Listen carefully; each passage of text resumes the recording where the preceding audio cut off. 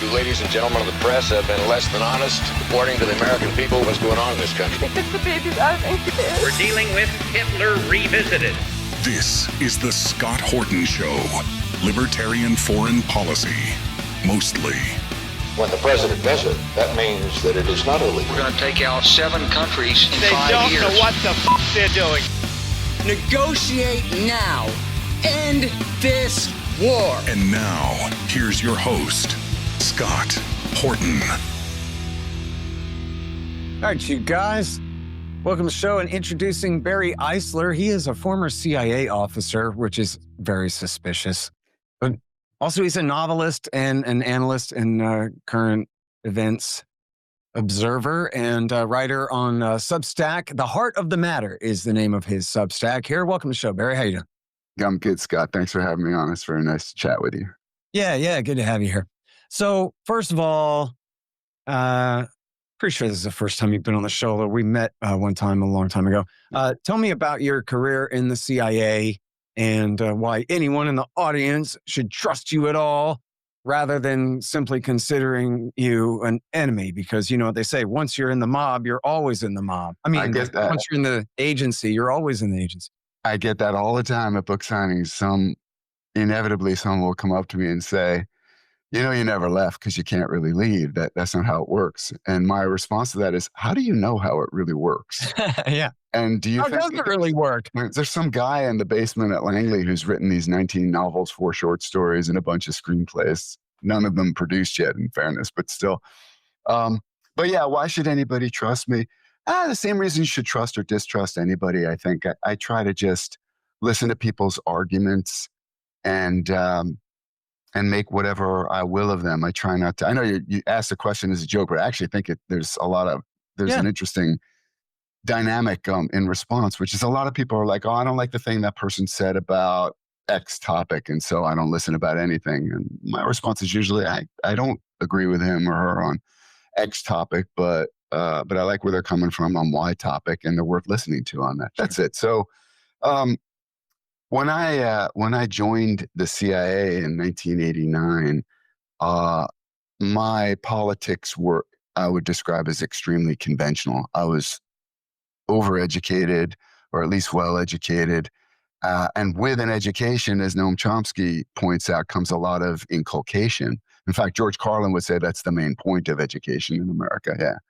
So I just had a typical American belief that America was a city on a hill and a light unto nations, and American exceptionalism. And when we bombed people, it was beneficent bombing. It was for their own good, and they should thank us. And if there was a mistake made, well, mistakes get made, but we're really the good guys. Fundamentally, that's it. That's the way I looked at the world. I'm not proud of it, but I'm not ashamed of it either. I mean, when the student is ready, the teacher appears. And at the time I started reading a lot in college. I've always read a lot since I was a little kid, a lot of fiction. But in college, I started reading a lot of stuff about current events. And I was thinking, well, I want to read a broad section of coverage. And I obsessively read the following. This isn't even a complete list. It's been a while, but every day, the New York Times and the Wall Street Journal, and then the Atlantic Monthly, the Far East Economic Review, New York Review of Books, The Economist, of course. And I thought, in foreign affairs and foreign policy, and I thought I was getting a cross-section, an ideologically diffuse view of all these different events. And what I didn't realize was that, sure, there are differences at the margins among these publications, but mostly what you're getting is an American establishment, a Western establishment view of the world with no variation in that. And it was only about close to 20 years ago, my encounter with the early days of the blogosphere, and particularly Glenn Greenwald was one of my early influences. When he had Unclaimed Territory was his blog at the time. People were calling him Glenzilla. And I was reading his articles and I was just like, I couldn't argue with it. His critiques of the empire and that sort of thing. I couldn't really argue with his takes, and particularly his takes on media. And that just opened a door, and then people like you came flooding through. So we were talking about this a little bit before we started recording, and it's a very interesting question, I think, with regard to what you've just launched, the Scott Horton Academy. How do you get people to change their minds? It's in part by giving them new information. Some of it is just on this journey of life. When you're ready, you look at things differently. But yeah, at some point, I want to think more about what was it about myself and my experience that enabled me to look at my own country and culture in a more disinterested, dispassionate way. Because that's the biggest challenge, I think, for everybody. We're encased in skin and ego, and that's all evolutionarily designed. So it's there for a reason. But it makes it really difficult for us to see other people the way they see themselves and to see ourselves the way other people see us. And that's the real trick of it. So, just take Ukraine for a second. And I don't mean, whatever, anybody who's watching this, at least on your end, has already read Provoked and knows about what you've done there. But there's obviously all the information in the world in that book. And that's vitally necessary. But to appreciate that information, to be open to it, you have to be able to see NATO's expansion and what was going on in Ukraine, not over the last 4 years, but over the last 14, or at least going back, I would even argue, to the time the Berlin Wall came down, is what you have to have some understanding of that. And you have to have some understanding of how Russia viewed all these events following the fall of the Soviet Union. And if you don't understand that, then you're just going to be like, plucky democracy invaded by the new Hitler, and it's Chamberlain Hitler appeasement, and that's the end of the story. So I don't know. It's this longer answer and a more discursive answer to your question that I had intended. But somewhere along the line, I got past all the over-educated, over-inculcated framing in my mind and started to be able to look at things, as I say, in a more dispassionate, more disinterested way, the way a Martian might, or the way someone from another country or culture might. And that's where I'm coming from these days. So, if anybody finds that untrustworthy, I get it. I think a lot of times a mistake that people make, if they're dealing with someone like me, who I'm pretty sure I can say this honestly to the extent I know myself, I don't hate America. I'm not trying to be unduly hard on America. I'm just trying to see America, the actions of my government, the way other people from other places might see the actions of my government, the way a Martian might see the actions of my government. And if you're deeply set in a framework of us and them, in group, out group, good guys, bad guys, then you encounter someone like me and you'll feel like, well, then, like, what's wrong with you? Why do you hate America? I'm like, I don't hate America. I'm trying to be even in the application of my principles. That's it. If that seems like I hate America to you, you should take a closer look at yourself. Anyway, for anyone who heard those long and discursive introductory remarks, if you still distrust me for having spent 3 years at the CIA from 1989 to 1992, that's okay too. Just try to evaluate my arguments based on whether they make sense or not based on where I used to work. Yeah. Well, no, I like that because, you're kind of saying, look, don't mistrust me too much because I used to work for the government, but also don't mistrust me too much because now I'm so much the opposite of that I'm spending all my time criticizing the government. And then that was what I was interested was what years were you at the CIA and what can you tell us about your job there? Because that's a somewhat brief tour, but during a very important period of time, of course, right at the end of the Soviet Union and the launch of Iraq War I. Yeah. So it's, I guess, like implied meaningful that you would endorse my book because presumably you know something about it already.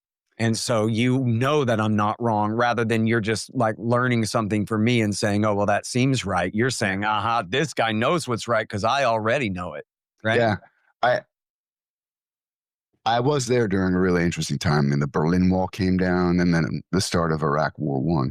But the truth is, most of what I did there, it's funny when I say this too, there's some people be like, oh, come on, tell me about the coups and the assassinations. It was really mostly training. It was only 3 years. I didn't do that much. So these things were going on and they were a pretty big deal within the agency. I was working at the Japan desk, the Japan branch, when Bush 1 invaded Iraq, and this had nothing to do really with what was going on with my responsibilities with regard to Japan. Mm-hmm. But I I do remember, this is actually, I think, shows some of the promise. Like this guy's got a chance of getting out of the intellectual box he's in. I remember the head of that branch sitting down everyone in the office and saying, just giving a little speech about how important it is now that we've invaded Iraq and how this is going to change things. And I still remember her saying, because in a time of war, blah, blah, blah. And I was struck by that. I was like, it just sounds suspicious to me. Like it's so fancy and sort of onanistic, like in a time of war. And I just felt suspicious that, like, what are you trying to sell me with that kind of language? Like, yeah, we invaded Iraq. I know. Anyway, so maybe that showed there was some promise, but I really didn't know all the stuff that I've subsequently learned from people like you and Jeff Sachs about Ukraine, for example, and all the framing that some of it is from my own efforts and some of it is from following. I don't know if you know Robert Wright, the guy who wrote, Why Buddhism is True. He's got something he calls cognitive empathy, which is really just Sun Tzu, know your enemy. Just how does the other side see itself and how do they see you? That kind of thing. A lot of this I learned after the fact, but I was open to it because I'd already started to have my doubts about, are we really the good guys? You know, it's like that. I don't think this can be widely viewed enough. There's some, I think it was a BBC or some British comedy show, which I'm not familiar with because I only know this one clip, but it's a couple of British actors and they're playing Nazi soldiers on, I think it was the Eastern Front in World War II. And one of them says to the other, like, I've been having some thoughts lately. Oh, yeah. Are we the baddies? And these guys are wearing, Nazi skull cap. Like, are we the baddies? And there's so much truth to that. Like, it can all be there right in front of you. And yet you still think you're the good guys. Do you think Nazi soldiers thought they were the bad guys? They didn't. And when you realize that, it should at least open you up to the possibility of asking, maybe we are the good guys. Maybe we are. I'm not saying we're not. But are you really asking the question? Because if everybody else, even Nazis, thinks that they're the good guys, then you're human. Most of us have far more in common than we do differences, I think, as a species. Maybe you're doing something wrong. Maybe you're not, at least maybe you're not as good as you think. Maybe the other side has a small point that's worth considering. Yeah. Well, you pointed out earlier that our U.S. government has a great alibi in that they get to call themselves America. And then even when you're criticizing a specific policy by a specific group of men who control the national government, even you call it America. We all do. Like, it's just, it's a really good point. Israel is doing this or that. And then to somebody who doesn't want to hear it, they're going, I can't believe this guy is so anti-American. Yeah. When if you just rephrased it, what you really said was you don't like Bill Clinton, the face-biting rapist, or George Bush, the cross-eyed idiot, or Barack Obama, the commie traitor, or, whichever is your thing. And then when you focus on that and you go, oh, Joe Biden, the absolute senile idiot who was at the top of his game, had an IQ no higher than like 82, 83 in the first place. You know what I mean? And then now he's in his early 80s and is completely, suffering from the side effects of his medications, and everyone can tell. Well, when you put it that way, you know what I mean? Like, you can criticize Joe Biden all day. I don't get upset about that. I totally agree. And I try. It's hard. You get in habits and it's hard to get out of them. I actually try when I discuss these things, especially with people who I know are going to be somewhat resistant and even hostile to my views. I try to use useful and accurate terminology.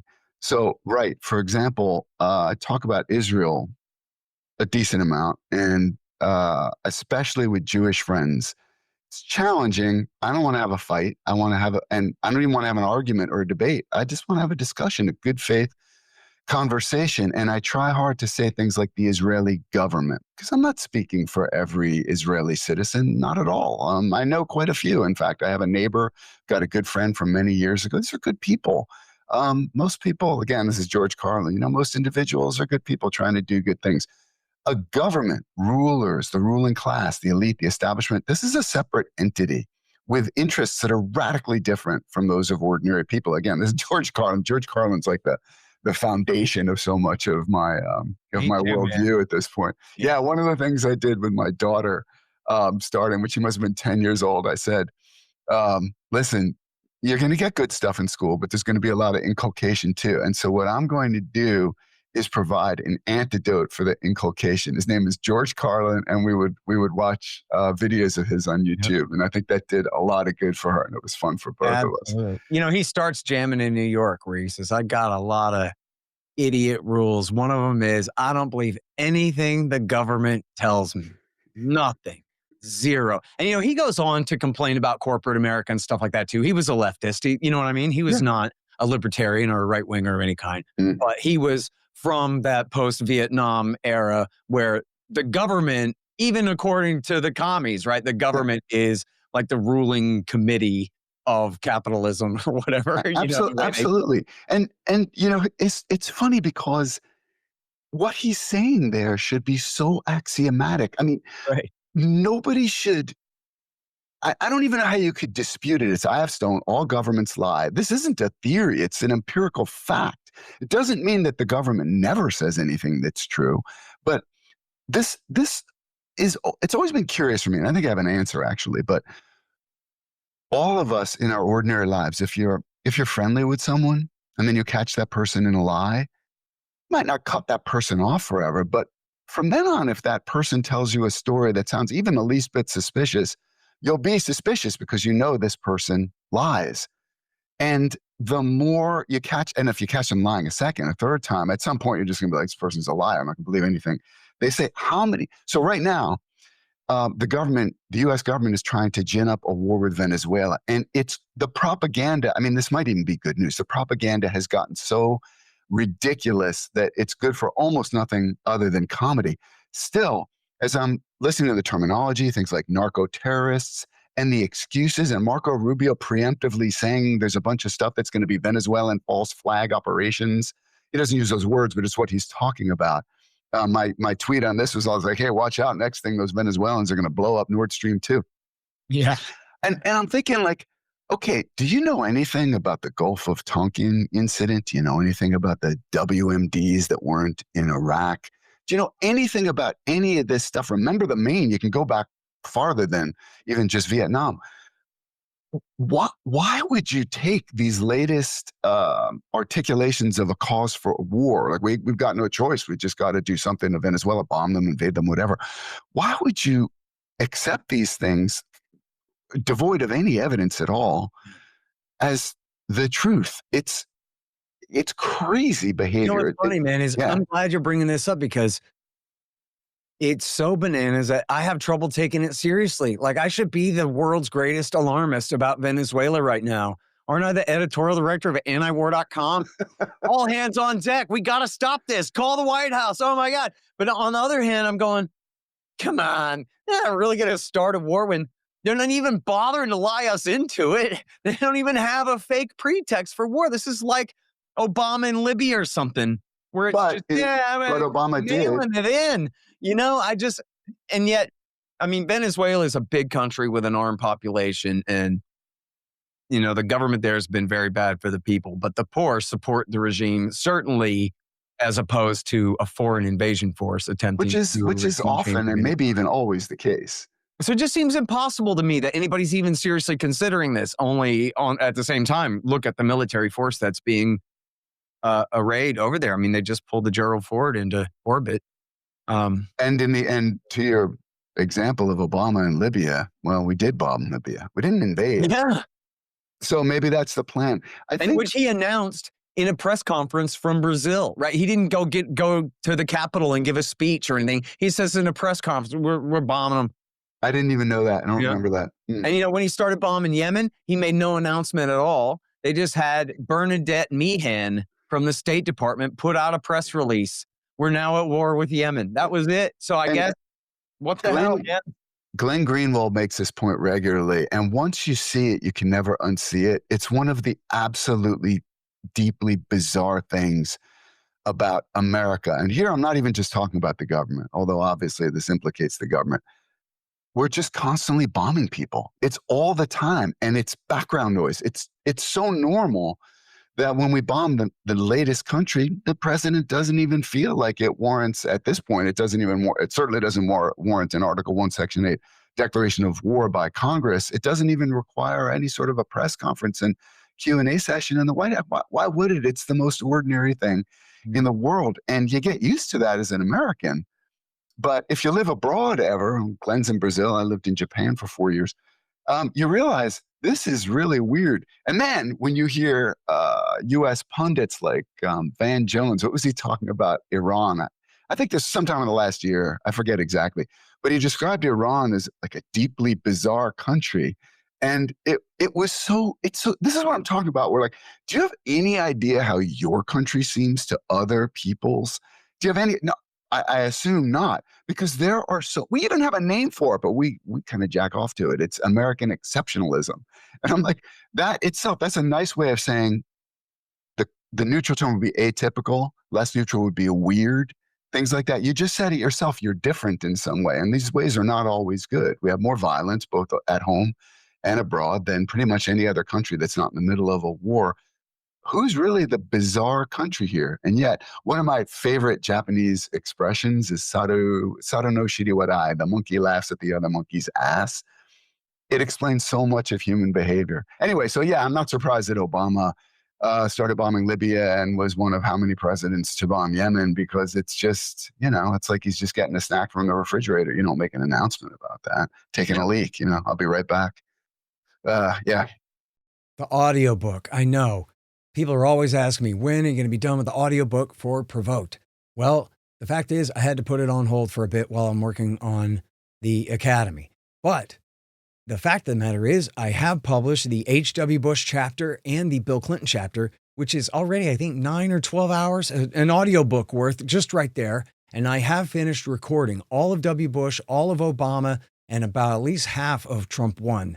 Although I still have a lot of editing to do on all those before I can publish them. But you will be the first to know if you sign up and subscribe at my Substack, where I am publishing this audio in pieces until I get the whole thing ready together for Audible eventually.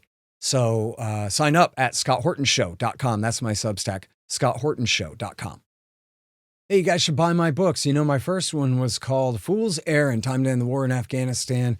It was really good, and it all came true, too. Watch me predict the end right there in the preface of the thing. Also, Enough Already, Time to End the War on Terrorism. That's all the wars from Jimmy Carter all the way through the first Donald Trump administration. And then my latest is Provoked, How Washington Started the New Cold War with Russia and the Catastrophe in Ukraine. Tucker Carlson says it's the definitive take. Expanddesigns.com. That's my friend Harley Abbott's company, and he is the webmaster for the Scott Horton Show, as well as the Libertarian Institute. He is the guy that redesigned the Ron Paul Institute for Peace and Prosperity website. He's done a lot of great work for other friends of mine. And unlike a lot of webmasters and web developers and different guys that I have worked with over the years, the thing is about Harley Abbott and his team is they do what they say they're going to do when they say they're going to do it, and are just extremely reliable and extremely knowledgeable, and 100% vouch for the great Harley Abbott over there. You got a website, you need it fixed up, you need a new one, you're setting up a business, working on any kind of online project like that, check out expanddesigns.com. And although look, when Obama bombed Libya, they had a substantial force of al-Qaeda terrorists on the ground to provide air cover to accomplish that regime change. And there were, and not just the bin Ladenites, although they clearly started it, the guys who were just home from Iraq War II out from the far east of Libya. But there were different tribes that joined up in the faction fight against Gaddafi's tribe in order to do that and all that. Yeah.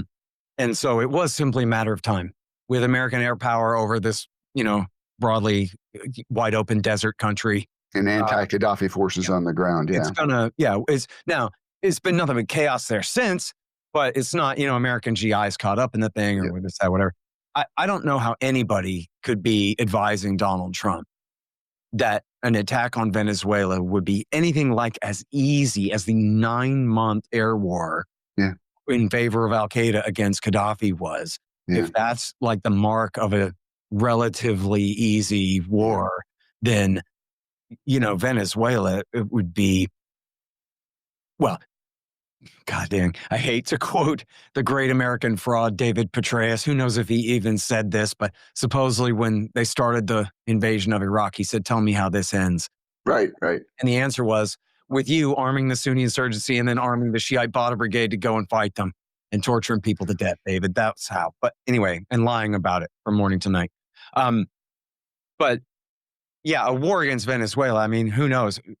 I guess they figure maybe I guess that New York Times story said, well, one option would be they get a good lucky decapitation strike against the regime, and then things would work out well after that. Yeah, and they can install the Nobel Peace Laureate. Yeah, who's asking for more bombing. I don't even post it anymore. We've always been at war with East Asia. War is peace. It's too literal now. It's not parody, satire. Do we even know what is the deal? I mean, I went to look up the oil companies in relationship with Venezuela. Yeah. Like, who has the heavy oil refineries that are needed for heavy Venezuelan crude available? And That's a good question. I don't know. And it's Chevron and Citgo, and Coke Oil has a thing down in Corpus Christi, but there are others in Louisiana and I think in Galveston that can handle that kind of heavy crude. And that's mostly Chevron and Citgo. And you can see where they have been lobbying the government to lift sanctions on Venezuela, or at least complaining against any new ones and saying, please don't disrupt business any more than it already is. But then I read this. And we're already making money from our commercial interests in Venezuela. Yeah. We don't, Yeah, they just they don't give a damn who rules Venezuela. They're just pumping oil and selling it. As long as they're allowed to do that, they're happy. Right. So, but then Exxon, apparently, and this is a little more like, what's the word for it? Tendacious type. That's the bad, not very good word for it. The tenuous type connection. I'm not exactly sure. But ExxonMobil bankrolls the CSIS, which is the Center for International Science and Security, whatever the hell. I always get it wrong. And they have put out a big thing saying we need regime change there. Mm. So Harrison Berger wrote this thing in The American Conservative saying, it looks to him like it's Exxon is behind this. And so then maybe this is like a corporate war between Exxon and Chevron, where Chevron is already in there and would rather do business, and Exxon would rather have a regime change and take it away. And I don't know enough about it really to verify all that, but that was, for all I know, Chevron is lobbying for regime change too. I mean, I don't know. wow. Well, I'm going to have to thank Harrison for that. Because you know what I mean? Oh, one more thing. Let me raise this, and I swear I'll shut up. A guy sent me this saying that, a lot of this has to do with the Israelis. The Israelis are pissed off because Maduro is in bed with Hezbollah. And I don't know if that's really true. I mean, there must be some kernels of truth to it that he is. I know that because of all the sanctions, people are going hungry, and they invited an Iranian firm to come in and open grocery stores in Venezuela because the Iranians were the only ones who were willing to defy the sanctions and do business with them. So there is some relationship there, and you could see how that would be cause for resentment among the Israel lobby. And the Israel lobby just happens to overlap with the war party on every other issue in America too. So if it's Marco Rubio, then that's just one more reason to push for regime change in Venezuela if the Israelis also don't like them, That is super interesting. And I don't know, but first I'm going to thank Harrison for giving me the plot for my next novel, maybe, because that could be a great thriller. There's a certain kind of solution to problem in this world that I've noticed, and probably other people have been like, really, you just notice this, Barry? That sometimes happens. It's okay. It's like it's the alleged solution that makes the problem worse, requiring even more of the solution. And this sounds like that kind of thing. It's just like, so wait, so we're sanctioning Venezuela. Why? I don't really know. They have oil. They want to sell it. There are Western commercial interests there helping to refine the oil, extract the oil. Why are we, actually, it's the rhetorical question. We come back to it. Why? Because dominance and the need of the U.S. empire to dominate. But we sanction the hell out of that country, and in desperation, they turn to one of the few countries that is willing that might be willing to defy the sanction regime, and that's Iran. And now it's like, well, look what they're doing now. They may have a connection with Hezbollah. So the sanctioning isn't enough. We need war. And again, like the solution of trying to overthrow or pressure the Venezuelan government. Sorry, regime. You're supposed to call it a regime, not a government. Leads to a need for even more of the solution. The best case of this that I'm aware of is NATO expansion following the fall of the Soviet Union and the dissolution of the Warsaw Pact. This was not only predictable, it was predicted by people like George Kennan in the New York Times. I think he was writing about this in 1997. I don't have to tell you, obviously. This would be footnote, 6,337 in Provoked. But it's obvious that if the problem is Russia is unspeakably dangerous, therefore we need to expand our military to get closer and closer to Russia. Russia gets twitchy about this and starts pushing back. We're like, what do we tell you? George Kennan literally said this again. I know you know this. Look how aggressive they are. They're getting really irate. We need to encircle them even tighter. And it just building this military alliance closer and closer to Russia until we finally reached its historically most sensitive border, that's Ukraine, because Russia's been invaded through Ukraine twice in the 20th century. What is Russia going to finally? Russia's like, enough. And then we're like, what have we been telling you?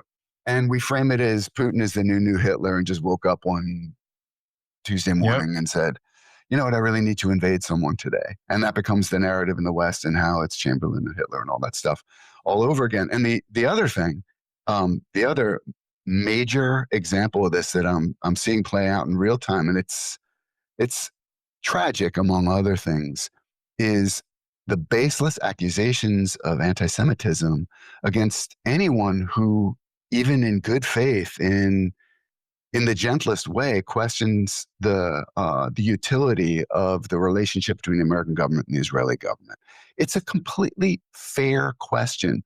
And if you take even a half step back, you see things that, and I try to characterize these things in neutral terms. Like, really what I want to say is profoundly weird and bizarre.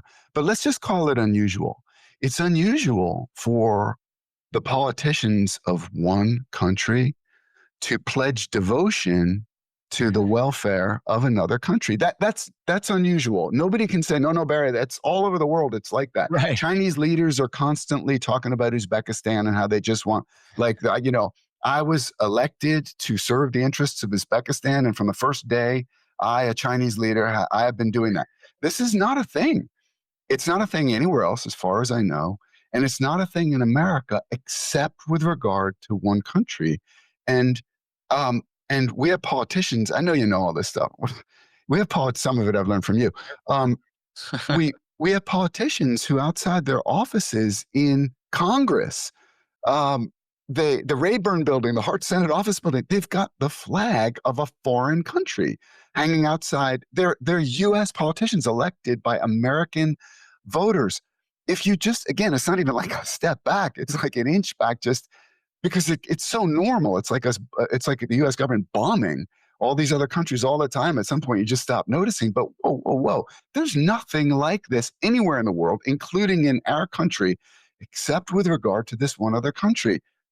What's up with that? It is maybe I'm missing something. What's up with that? And then you get, you anti-Semite, you self-hating Jew. And I'm like, whoa.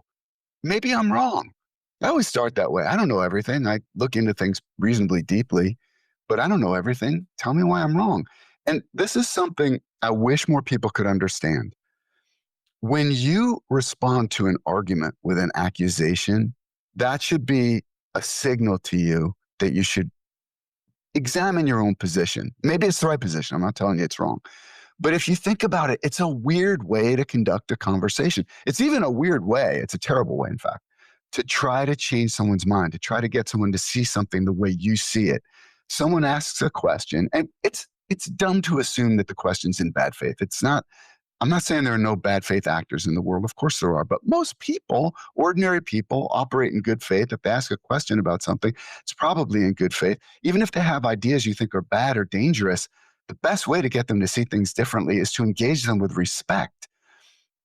So the notion that you should respond to an argument with an insult or an accusation, has that ever worked? Has anyone's mind ever been changed by by being accused of some vile thing or being insulted in some way. Never. I mean, literally not once in human history has someone's mind ever been changed that way. So then my question to anyone who accuses if you're accusing people who question the Israeli government, American government relationship, if you're reflexively accusing someone like that of anti-Semitism, why?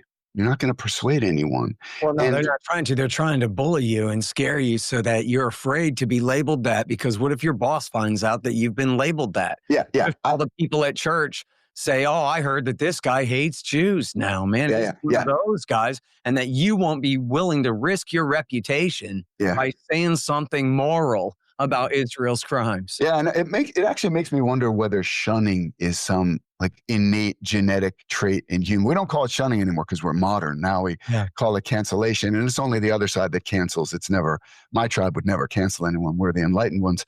I do sometimes wonder that, but I actually think it's both. I think in some instances, there's a rubric I noticed somewhere along the line, and I found it really helpful when understanding human behavior. I call it, is it cynical or is it clinical? Like, is it deliberate propaganda or is it neurotic? I think among a lot of ordinary people, if you criticize the behavior of the Israeli government or the relationship between the two governments, I think a lot of people who are like, well, what are you, anti-Semitic? Do you hate Jews? Or something like that. I just think it's almost a reflex that has been programmed into them. They don't really mean anything bad by it. They're not really trying to do anything except maybe defend their own worldview, which is very common. But I totally agree with you that the Bill Kristols of the world and the Wall Street Journals and the people who are attacking that guy, I forget his name, the head of the Heritage Foundation right now, for defending Tucker Carlson. With these people, I don't think it's clinical. I think it's cynical. They know exactly what they're trying to do. And since they weren't able to destroy Nick Fuentes for the questions he's been asking, what they do is they shift their fire to someone like Tucker Carlson for having a conversation with him. And the point of the exercise is, as you say, to demonstrate to anyone that I've forgotten the name of this actress who was just dropped by her talent agency, Gersh, because she talked with Nick Fuentes on her podcast. Again, I gotta say, I just think it doesn't matter what your views are of almost anyone. I know you and Darryl Cooper talked about this on the podcast, Provoked. We can probably come up with edge case exceptions. I'm not sure I could think of any off the top of my head. Honestly, they may exist. My attitude that I will talk to anyone. I want to have a good faith conversation with almost anyone. And actually, this relates to something having to do with the Scott Horton Academy that I was thinking about. Your demolitions of people like Bill Kristol are awesome.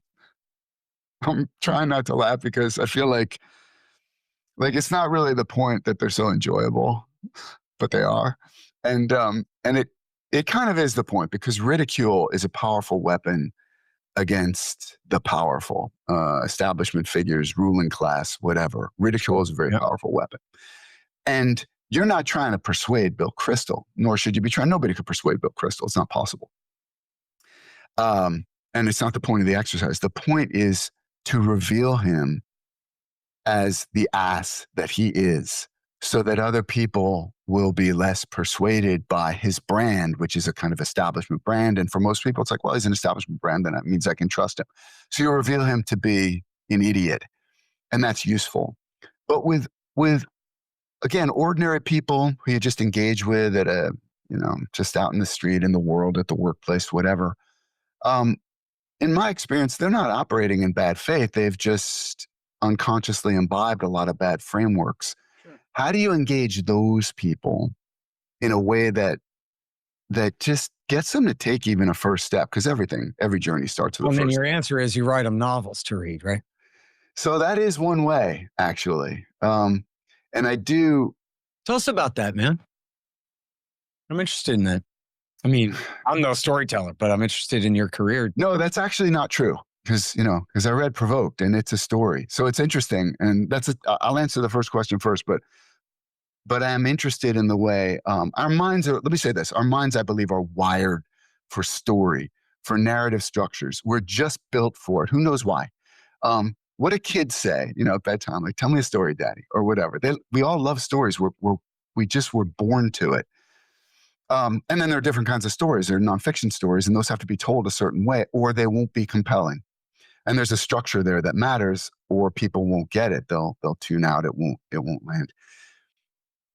Fiction is another kind of story, a more traditional kind of story. And what I've learned and what I try to do in my fiction is this. First, I always say, as Graham Greene called his novels, which he thought weren't that important, which, Jesus, anyway, can't agree with him on that, but he called them entertainments. And I think it's fair I don't want to be, never want to be pretentious about anything I do or anything I write.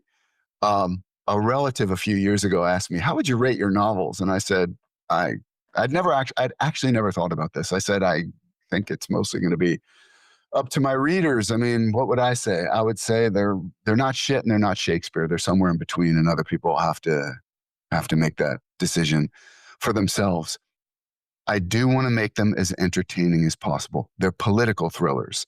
They have to thrill. If they don't thrill you, if you're not on the edge of your seat, if you don't believe these characters if you don't feel these characters are real, if you don't deeply feel all the challenges they're going through and the dilemmas they face and the emotional consequences and physical other consequences that they're facing because of all the events of the story and how they're handling them, then I failed in my job. I shouldn't be writing a novel. I should be doing something else, writing something else or doing something else.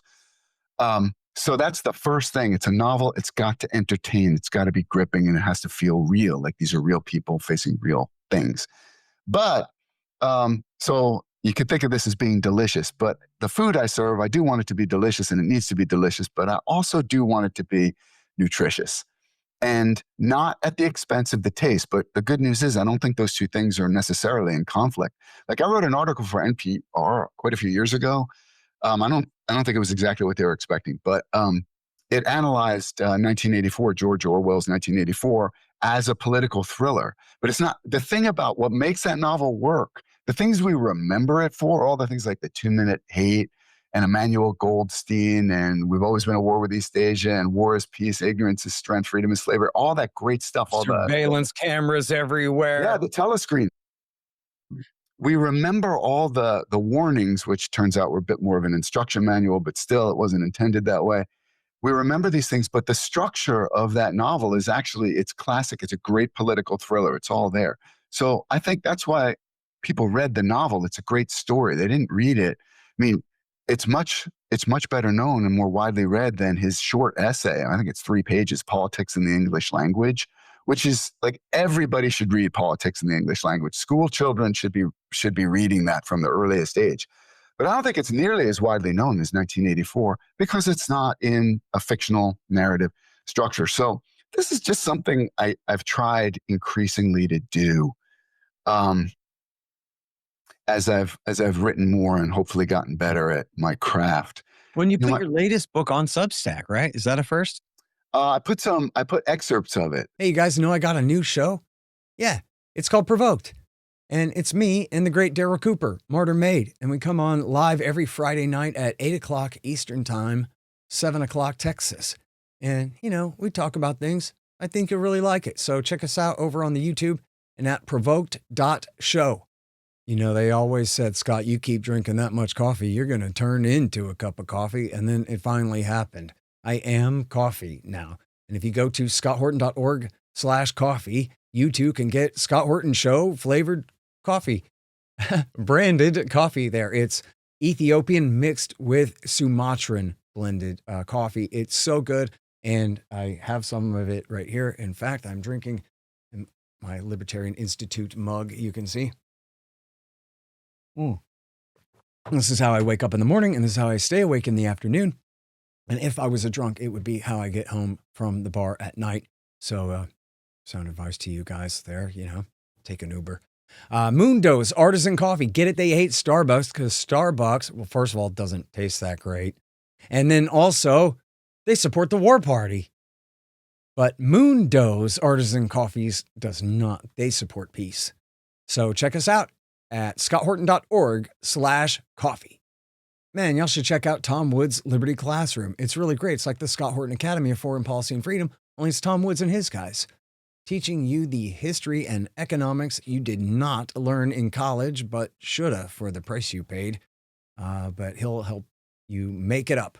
Just click the link in the right-hand margin at scotthorton.org. All right, you guys, me here for Roberts and Roberts Brokerage Inc. at rrbi.co. That's rrbi.co. And it's such a great company. They'll help you get your precious metals at very reasonable prices with the minimal take. They'll never steer you wrong. They're never into any kind of scams or upsell you on some weird coins that you don't need or anything like that, man. It's straight business. Tim Fry does a solid job over there. And just think, over all these years, if you guys had taken my advice when I told you Mike Swanson says you ought to buy metals and Tim Fry says he'll help you buy some, then boy, would you be making money this year, huh? That's rrbi.co for Roberts and Roberts Brokerage Inc. I might have excerpted one of my novels before. It's interesting. I didn't really do that because I thought, at least not consciously, I wasn't thinking, what I post on Substack is a lot more like what we're talking about here. Critiques of our rulers and a lot of framing things. Sometimes I'll just listen to conversations and it's all heat and no light. And I'll try sometimes to offer some thoughts on how you can have a more productive conversation.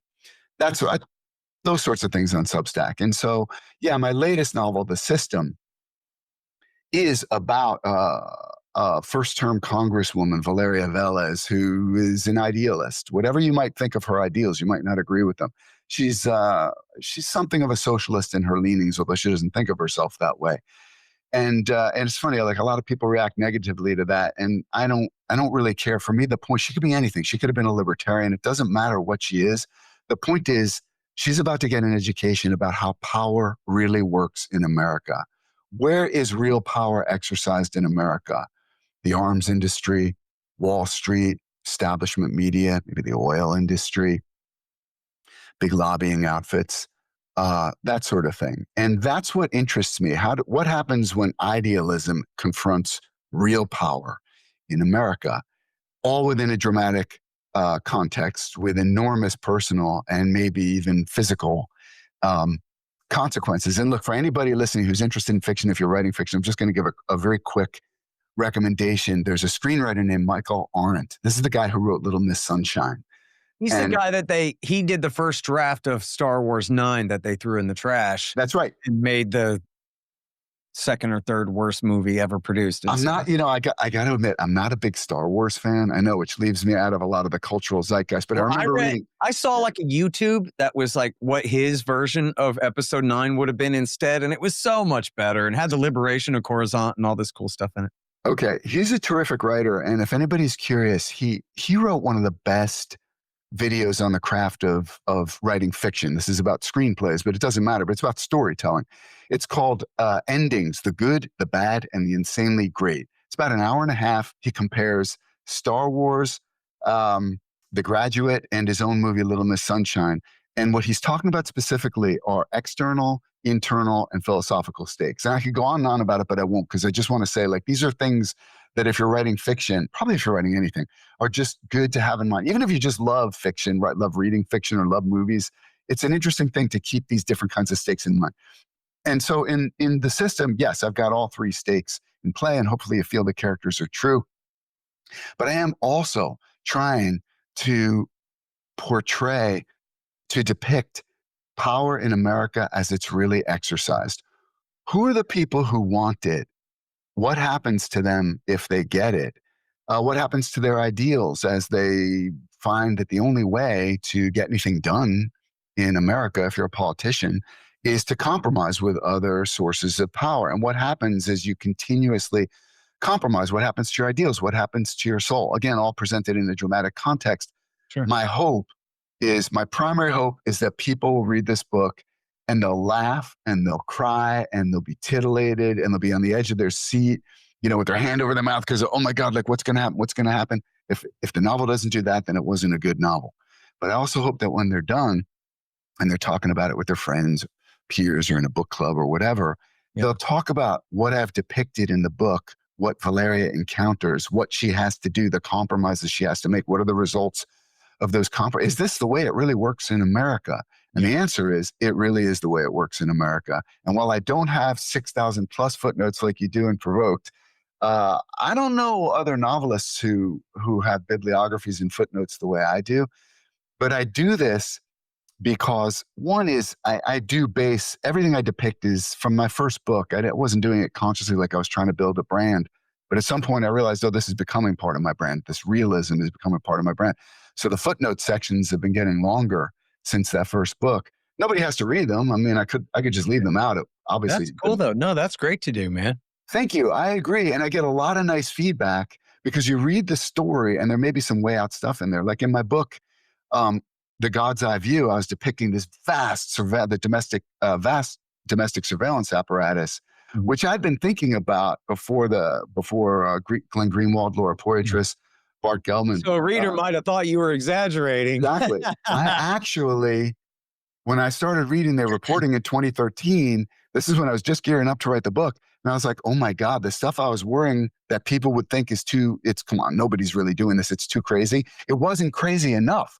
So I had to make it even faster. But then I was aware people are going to say, come on, Barry, there's no way the US government is doing this kind of stuff. It has this kind of ability that it's actually exercising over the American citizenry. So I put all these footnotes in at the end of the book, like, hey, the Think God's Eye, the program, this is what it's based on. These are the the technological capabilities that exist today. This is how they've been deployed.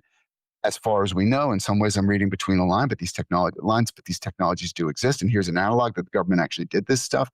And I get a lot of nice feedback from people saying, I read your book and I really liked it and it was super entertaining, but I was like, come on, government's not doing that. And then I got to the footnotes on page whatever. So that's really gratifying for me because again, I do want people to have the literary equivalent of a delicious meal when you read my novels, but I definitely also want you to feel nourished at the end and to have, I want the characters to linger in your mind. Again, great characters do. Well, it's important to do, man. Look, that stuff, I know that like when I was a kid, I read, I can't remember what it was called anymore. I read a novel by Dean Koontz where the main antagonist in the book is like a secret police agent of the national government who goes around murdering whoever he wants and break whatever law he wants and has access to the mama computer that has access to all the major databases in America. And he can take control of any police department and essentially do whatever he wants. And it's very much written in that after Waco spirit of 1990s anti-governmentness, and that was great for reinforcing what I already thought about how much I hate these people. You know what I mean? But it was see, Dean Koontz knows, man, that like real patriotism means hating the government and doing everything you can to delegitimize them. So that's interesting because in the case of that story and you, I think he was pushing against an open door. Nothing wrong with that, obviously. Sure, yeah. But I think the bigger challenge is how do you get someone to look at something that they're resisting? And that's why I think like another Orwell novel like Animal Farm, it's about animals. So people are less resistant. Yeah. And, I got to watch this HBO series, Chernobyl, which I've heard nothing but incredibly positive things about. To me, my guess is high level. This is about absolute government ineptitude. Yeah. And if you're American, you probably, without even realizing it on just some unconscious level, you're like, well, our rulers must be reasonably squared away, right? No, these are some of the least competent, most self-interested people in the world. Yep. But a lot of people are resistant to that notion. So if you want to show them, if you want to open a door to the possibility that your own rulers are inept and massively self-interested to the point where they'll put their citizenry at enormous risk of almost anything to preserve their own power, privileges, put it in a different place in a different time. Right. And then it's not threatening. And then if with a little work, you've gotten someone to accept a premise that, there was a government that was super incompetent and super self-interested. And now they're one step closer to saying, we're talking about just not one government, but governments generally. Do you think this is the only government that was one of your this way? One of your recent articles was about why isn't Zelensky calling it quits? And the answer is because it's not in his interest to call it quits. Exactly right. Never mind what's in the interest of his government. And in fact, I'd raise you one and say, he could very easily be assassinated if he calls. Oh, I totally agree. There are forces to the right of him that have threatened his life numerous times. I'm sure he's Not keenly aware. Not a sunk cost until you stop. That is right now. All the guys who died in the war they're sort of in limbo, but they haven't died in vain until the war is lost. It is. And that day they will have died in vain. So yeah, that's right. That is exactly right. And for anyone listening, what Scott just called it's a sunk cost. Google sunk cost fallacy. And I could go on about sunk cost fallacy, but I'll say just one thing. It's an interesting thing. It's all about connections. Like you realize something in one area and you start to realize it in others. And I didn't even know what sunk cost fallacy was, but I was living it way back in the dark ages when if you wanted to watch a movie at home, you went to Blockbuster Video. Now, some of our listeners today might be younger than I am. You might not remember Blockbuster those days, but I'll give you a very quick refresher. Blockbuster Video, they rented tapes, VHS tapes. You could take them home and you could watch a movie at home. And the deal was you get the video, you get the cassette for 2 nights. You pay $3, take it home for 2 nights, watch a movie and return it. You're good to go. But no worries. If you didn't get to watch a movie and you want to hold it for another day, that's fine. Just pay $1 for the day you're late. And if you're late for 2 days, pay another $1 after that, ad infinitum. And what kept happening to my wife, Laura, and me is we'd go to the store, let's watch a video tonight. And by the time we get home, maybe we're tired or whatever, we wind up not watching it that night. We don't watch it the second night. Now we're faced with the problem of, do we return the video now? We've spent $3 for nothing. Or we could just keep it for one more night. We'll watch it tonight and then return it. And then, okay, $4 for something is better than $3 for nothing. But for whatever reason, we wouldn't get to watch it that. And you can see where this is going. Pretty soon, it's like, geez, I really should return this video. I'm $20 in. $20 for nothing. If we could just watch this video tonight, $21 for something is far better than $20 for nothing. And I was aware of this, and it's not like it was that bad all the time, like $20 for nothing. But I started to realize, by the way, Blockbuster was making most of its money from late fees, not from renting the videos, which should tell you something about the power of this dynamic, some cost fallacy. And you're like, wait a minute, I'm George W. Bush in the Anbar province right now. That is exactly the connection I finally made. And I was like, wait a minute, this is true for Vietnam too. The Pentagon Papers, the government knew, though at a minimum the war couldn't be won. The government knew early on that the war couldn't be won. But if they kept it going, then it wasn't lost. And it was really, except for the consequences, which are obviously trivial in the case of Blockbuster, and obviously as dire as it gets with regard to destroying a country and a whole region. But the underlying dynamic is the same. If we could just do it for another Friedman unit, then maybe we can have a little something to show for this increasing cost in lives, destruction, and wasted money. And so it goes on forever, 20 years in Afghanistan. By the way, the one thing I'm willing to give Joe Biden a lot of credit for is ending the war in Afghanistan. And it was fascinating to see the liberal establishment media, Rachel Maddow and others, turned on him for ending this. The Economist had on their cover, and you can always count on The Economist to do shit like this. They put on the cover, debacle. That was it, like in giant block letters, debacle. He did really botch the dismount there. By delaying the withdrawal 4 months, he just really screwed himself. And that would have been out by May, like in the deal. The Taliban would have begun their takeover as the last of the Americans for leaving, instead of having this ridiculous overlap. And I'm not saying that's not worth pointing out, but to make that the whole focus. Right. For The Economist, it's propagandistic. Sure. They just love war. Western interventions. Economist. Interventions and defense spending and all that stuff. This is deliberate. They're going to say, like, the implication is this wasn't a debacle until Joe Biden ended it. That was the debacle. 20 years over the bad thing. Yeah, no, that wasn't a debacle. Maybe we even could have. Maybe we could have even returned the video after having watched it and gotten something for our investment. So anyway, that was a connection. We got it right here. So that's one I would say for anybody who's curious, if you want to go further on this. Sunk cost fallacy is a really important thing to understand. And look, while I'm mentioning these things that were big eye openers for me along the way, for anybody who is who's not invested in the idea that I still secretly work for the CIA and this is some kind of, I don't know, reverse psychology psyops conducted in conjunction with the guy who writes all the novels in the basement at Langley. Just one last thing I would recommend people look into is this fundamental attribution error. I sometimes call it the fundamental misattribution error. But this is something Bob Wright talks about a lot on his podcast, Zero Sum. And it's very briefly, it is the tendency of we humans to gauge ourselves by our good intentions and to judge others by their bad behavior. And it's an asymmetry that causes a lot of friction and worse in human affairs. And if you want to understand trivial things like relatively trivial things like a freeway shooting or a freeway fight or something like that on the one hand, or even the most dire geopolitical events like the war in Ukraine and other such wars, it pays to have an understanding of the fundamental attribution error. I would recommend looking into it, because then so many other things, you start to develop a new framework. And it's funny, this comes from my novels too.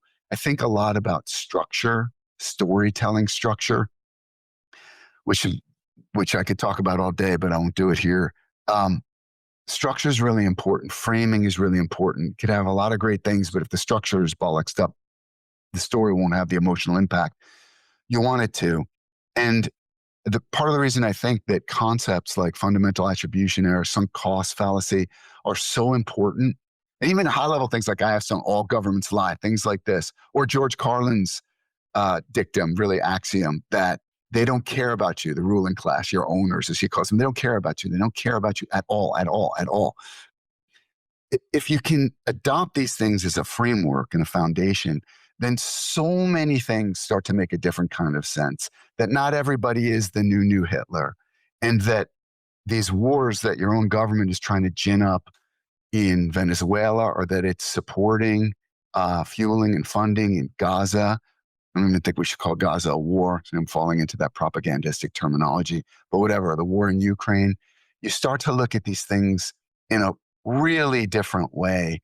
Maybe it's in an inaccurate way, but at least you've got an alternative to what's been pumped into your head by osmosis over all these years. That's why I think the framing is so important. And it's, again, something I try to do in my novels without being overly direct about it, without interfering with the pleasure of the story, but in such a way that afterwards maybe people be like, damn, is it really like that? I'm like, I don't know, but I do have all these footnotes. Take a look at the footnotes and make up your own mind. All right. And look, people, you can check out The System, or at least excerpts of it serialized here at The Heart of the Matter, which is barryeisler.substack.com. And then you can also find his musings on current events and other great stuff here as well. Great interview, man. Thank you for your time, Barry. Appreciate it. Oh, it was a complete pleasure, Scott. Thanks for everything you're doing.